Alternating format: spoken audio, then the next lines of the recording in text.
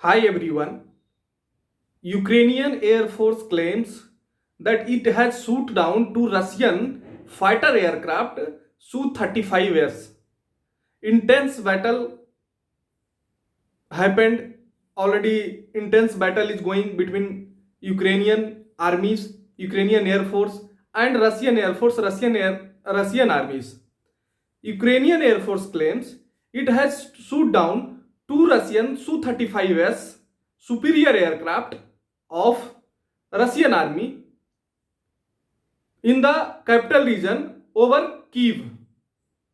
Actually, what happens that I am telling, they are claiming that two pair of MiG-29 intense battle has happened between pair of MiG-29 of Ukrainian Air Force and Russian Su-35s, and intense battle was happening.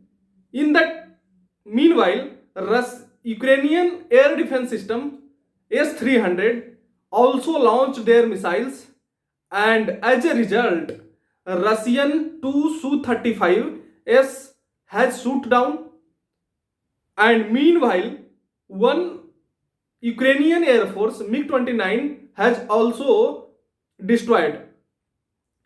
They are searching their pilots, they are claiming like that.